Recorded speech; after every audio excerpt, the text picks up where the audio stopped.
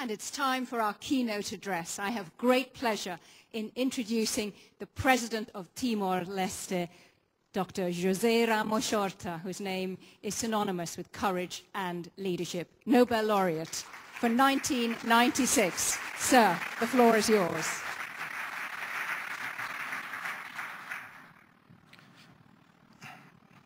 Mr. and Mrs. Annan, Presidents, Your Highness, eminent scientists, members of civil society, ladies and gentlemen. It is a privilege to be here in the midst of some of the best minds of the world to listen to you on the human impact of climate change. I thank His Excellency Kofi Annan for being so kind in inviting me to participate in this forum. I don't know whether I can add much to the volumes of credible, scientific and verifiable data on the ground about this growing human calamity. But here I am in response to Kofi Annan's kind invitation. My country, Timor-Leste, attained full sovereignty only 7 years ago, and it was Kofi Annan who presided over the nation building of Timor-Leste with vision and compassion from 1999 to 2002. To him and the late Sérgio Vieira de Mello, he is a special representative for Timor-Leste from 1999 to 2002, goes our eternal gratitude. Timor-Leste fits in the category of least developed countries, post-conflict, vulnerable, fragile states. This says all.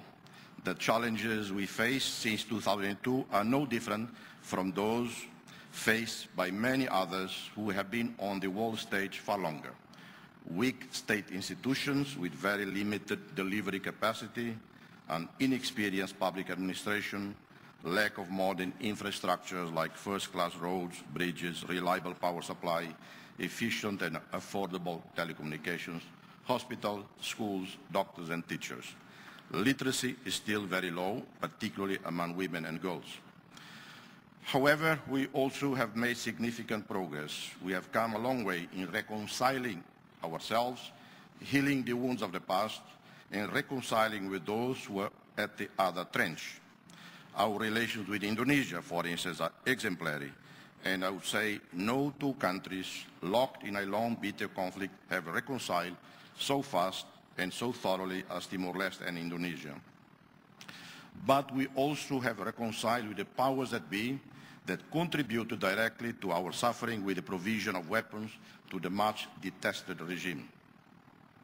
Our economy grew 12.5% in 2008 and 8% the previous year. We expect a continuing strong growth this year. We are a modest oil and gas producing country with revenues totaling no more than 100 million US monthly. More fields are being found that will double our country's petroleum reserves in the next few years. In 2005, we established a petroleum fund governed by the strictest rules of good management and oversight. And we must be the only country in the world that did not suffer any loss, as all our petroleum revenues were invested in the relatively safe US Treasury bonds. We also do not have a single cent owing to anyone. We are debt-free. We are fully self-funded in terms of our national budget, which in 2009 is close to US 700 million. You should know that in 2002, when we attained full independence, our state budget was a mere $68 million, and some 40% were financed by donors. We cannot complain of lack of financial resources and generous international donor assistance, even if often the so-called aid is not entirely targeted on job creation, poverty alleviation, food security, rural development. Much of the aid money is spent on consultants, study missions, reports and recommendations. Some 3,000 studies and reports have been done on us. We have been psychoanalyzed from every possible angle. However, the reality is that poverty is still widespread. Unemployment is high, worsened by a very high birth rate. and a young population. Now let me turn on the topic of this conference. I begin by saying that while I was impressed, and I do say so with sincerity, how impressed I have been by the quality of the information available from the Global Humanitarian Forum and the eloquence of the speakers we heard yesterday and today. But I'm not at all convinced, and I'm sorry that I might convey a note of pessimism that leaders of the powers are going to take imaginative and courageous steps in saving our planet. Let me repeat, I do not believe. Let me explain the reasons for my lack of hope and faith. I ask, how many industrial countries have responded to the UN appeal first made more than 20 years ago to allocate a miserable 0.7% of their national income for development assistance to poor countries? Only 4 small Nordic countries have done so. There is never money to assist the poor, but there is always money to wage wars and to rescue banks and insurance companies bankrupted by corrupt and incompetent and highly paid CEOs.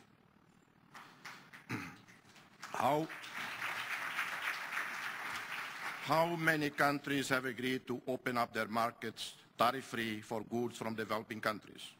The rich advocate an almost borderless wall for trade, but they heavily subsidize their farmers and industries and impose restrictive rules on agricultural imports from Africa, Asia, and Latin America.